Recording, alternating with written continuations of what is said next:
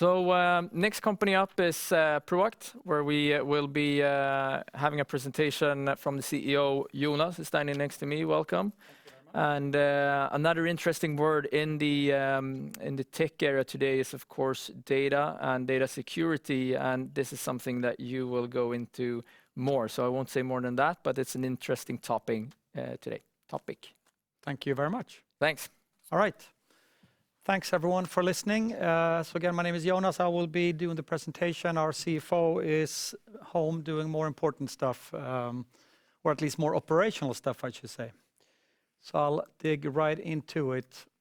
I'll give a little bit of an introduction to the company for those of you who don't know us from before, which market we're playing in, and then we'll talk a little bit about our strategy and how far we've come so far. In particular, then our Q3 results were listed on the Stockholm stock market, so we just did our Q3 results here a couple of weeks ago.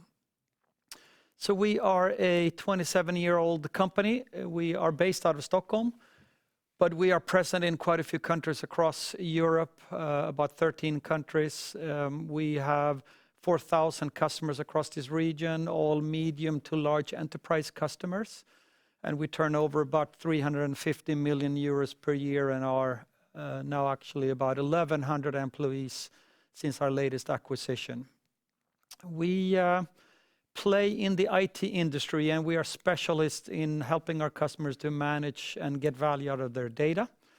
And I think as we look at the market trends, there are a couple of things that we take into our strategy and that we're kind of building our execution and operations on. And the first one is a business trend, which is, of course, something been going on for a while, namely the digital transformation that practically all our customers are going through.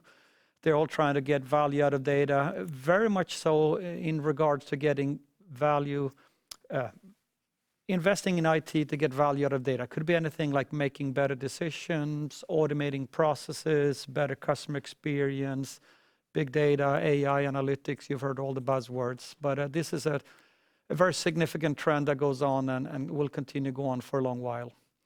The second piece here, it's more of a, let's say, a technology trend, which is what we call multi-cloud, which effectively means that all our customers are moving their IT infrastructure to cloud architectures. It doesn't mean the public cloud, it doesn't mean the Microsoft and the Amazons necessarily, but similar technology architectures, which gives them flexibility, speed, and scalability.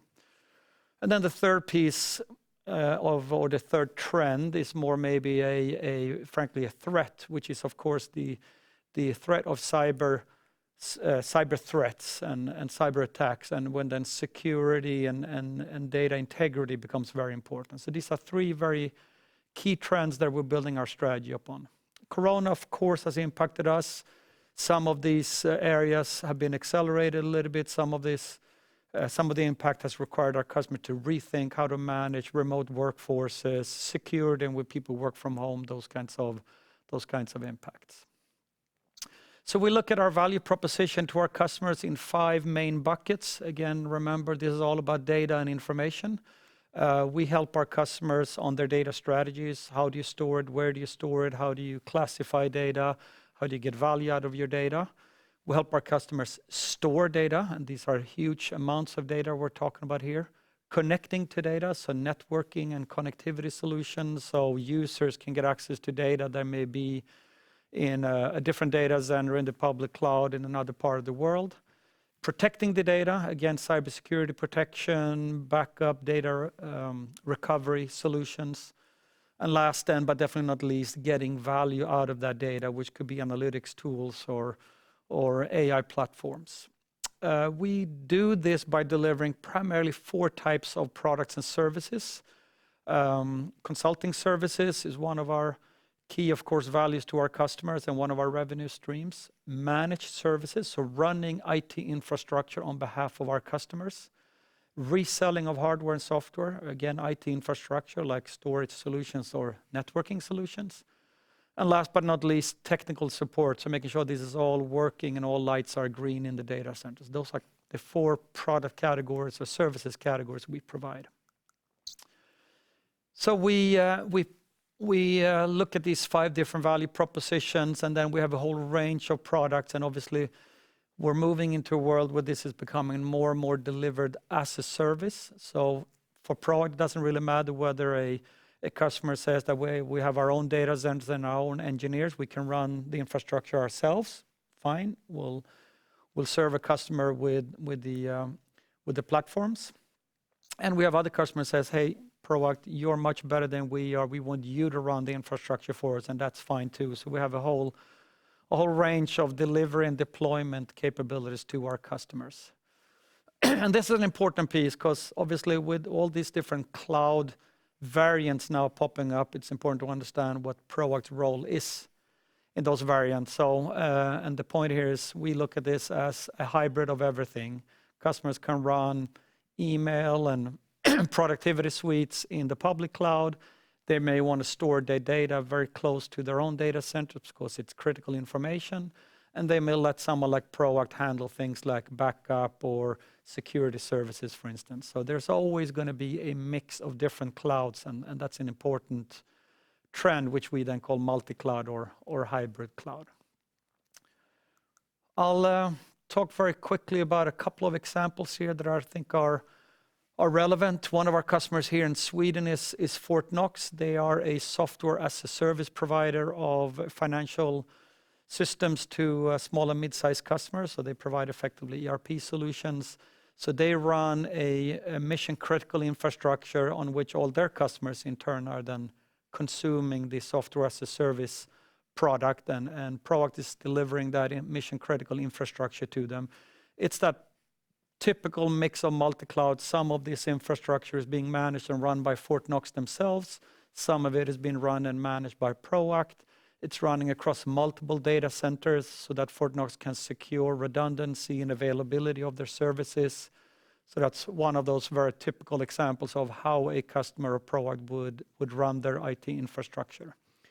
Because it's running over multiple data centers, connectivity is key, so networking solutions between the different data centers, but also between the data centers and Fortnox's customers is also a critical part of that particular solution.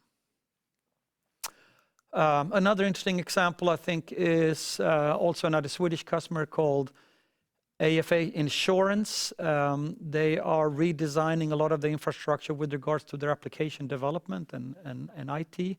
They want to bring down the time it takes to develop or upgrade an application from previously having been taking months to now down to a few hours. And they're doing it by deploying infrastructure that allows what we would call modern cloud native development capabilities. This is becoming pretty technical. I apologize for that, but this is all about running a new or kind of a future-proof way of application development. Here, Proact, together with the recent acquisition we did here in Stockholm a couple of months ago called Konoa, are developing then an infrastructure that allows AFA or AFA to run their application development at a completely different approach than they've done in the past. It's called container-based platforms and brings down the speed and the agility of application development significantly. Another very interesting and typical example of how the infrastructure our customers are deploying is driving business value, and in this case then speed and time to market. On a strategic level, Proact has a growth ambition. We want to grow by 10% per year in terms of our revenue. We believe about half of that should be organic and the other half through acquisitions. We want to improve our profitability up to 8% of EBITDA margin. We're currently running at around 6%, so we have some work to do here, primarily then around building scale of our services, but also being more professional and efficient in how we deliver our services, which takes us to our third goal, which is our product mix. We want at least half of our revenue stream to come from our services portfolio. So the managed cloud services, support and consulting services, where we have better profits, more value add from ourselves to our customer, and a closer relationship with our customers. I think we're on good way. We want to accelerate a lot of this strategic trends or initiatives through acquisitions. We only 2 or 3 weeks ago did our 4th acquisition here in 2 years, in the last 2 years, which is called AHD, a very fantastic customer or company in Germany, in Dortmund, in the Ruhr area. They are running about half of their revenues coming from cloud services. They are about 100 people, so we're roughly doubling our presence in Germany with this acquisition. Like I mentioned already before, we acquired a company here in Stockholm called Conoa, a little bit smaller. They're about 30 employees, very specialized in modern development, modern application development platforms, probably one of the best in Northern Europe. A year ago in the UK, in Manchester, we acquired Cetus. They are experts in workplace solutions, so helping customers make sure that they have modern and flexible workplace and workspace solutions, which of course is particularly important now that a lot of the employees are partly working remotely and from home. And then about 2 years ago, people were in Amsterdam, relatively large company of about 220 people, also very good in Microsoft-based platforms and solutions, very much focused on also the workspace, but also moving the IT infrastructure to the cloud. So 4 very good acquisitions recently that are accelerating our strategy, both in terms of revenue growth, but also in terms of bringing new expertise and new services into our company. We announced our Q3 results here recently. A couple of good things for sure. Improving in service revenue, which, as I mentioned already, is a key strategic initiative for us to shift our revenue to services. Really good development on our gross margins, which also meant that our EBITDA margin did a good step upwards, and we continue to see good growth in the sale of managed cloud services. On the slide here, we talk about TCV, which stands for Total Contract Value. So it's the value of the cloud services contracts over the contract period. And for those of you who haven't followed us, we typically sign on customers on a 3-year length. So a contract would typically be 3 years. It could be 5 in some cases, could be shorter than 3 in some cases, but on average it's a good rule of thumb, and that's increasing pretty well as well in this last quarter. We did see some revenue decline for a couple of reasons. We're still seeing a little bit of hesitancy with our customers due to the pandemic, and we're starting to see some minor impact from the semiconductor shortage in the industry, which of course is impacting our vendors and the global economy in general. Systems, so the reselling of hardware and software went down. It's typically a volatile business for us. We had a very large deal in the UK a year ago, third quarter. So the comparison number sometimes goes a little bit up and down, and it's one of the things that makes maybe Proact a little bit more difficult to analyze because this part of the business is more volatile. And as I mentioned, COVID continues to be a bit of a certainty as well as mentioned the semiconductor situation. So in summary, we are very much focused on being a specialist. We want to help enterprise customers get value out of data and information. We think we are in a great spot and we have a very strong position in as part of the IT market is definitely growing. We would say that our market is growing somewhere between 5 and 10% per year. Services are growing faster, probably in that 10% range, whereas the traditional reselling business is a little bit slower. And I think we're executing pretty well on that growth strategy of ours. Excellent. Great. Thank you very much. Thank you. A glass of water if needed. Thank you. So we'll move into questions, and once again, thanks for a good segue when it comes to executing on growth strategy. You mentioned the latest acquisition in Germany and how that will impact your business. Would you like to elaborate a little bit about that? Yeah, I think what we do when we look at acquisitions, we both look, of course, at driving our growth ambitions, but also to strengthen our position in terms of what we can offer in the marketplace. And this one, I think, was particularly good for a number of reasons. Germany is a huge IT market, it's maybe the biggest one in Europe, and we have a relatively small position. So this acquisition enabled us to double our presence in Germany, which was great. They bring in a lot of expertise in managed cloud services, so they're helping us with just being even more professional in that area. And Germany also is relatively regional, so we now got a strong foothold in the Ruhr area, whereas we traditionally have been in the Bavarian area. So it also brings us a better geographical presence in Germany. So overall, a very good acquisition from a number of reasons. Excellent. You seem happy about it. I am happy about it.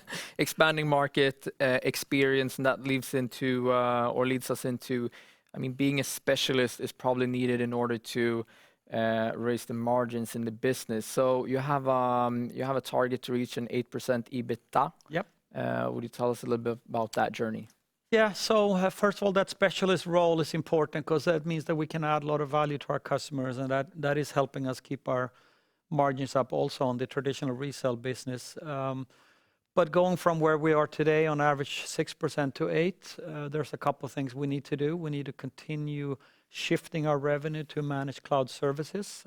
We need to scale that business more and get leverage out of scale. And we need to continue work on some of the efficiency and improvements we're doing internally. So things like automating a high degree of our delivery, standardizing our deliveries. So those are a couple of things that would help us go from our current roughly 6% EBITDA to 8%. All right. So on that journey, there will be competitors. And we received one question regarding pretty known companies called Microsoft and Amazon and their web services. Yeah. Would you like to tell us about that? Yeah, no, that's a good question. Thank you. We look at them as partners, and we are partners with them. We do a lot of business with, in particular, Microsoft, but to some degree also Amazon across our footprint. These are companies that are very partner-driven. They provide what we would call general purpose platforms, and our role is then to help our customers get value out of those. So the same way today we would resell a Dell infrastructure or a Cisco infrastructure and add value on top of that through consulting, support, and managed cloud services. We are doing the same on top of the Microsoft and the Amazon cloud platforms. So they are platforms that enable us to do more value to customers. Excellent. That's one way to tackle those giants. So I see that we still have 45 seconds left. Anything else that you would like to add before wrapping it up? No, I think just to reinforce what we said here, we are working in a market or delivering value in a market that has good growth, and our ambition here is to grab that growth. So I think, like I said, we're on good track. Excellent. Thank you very much for that presentation. Thank you very much for your questions. I'm looking at camera 1, camera 2. Anyhow, wherever you are, we'll be right back with a new presentation shortly. And thank you very much, Jonas, for this one. Thank you.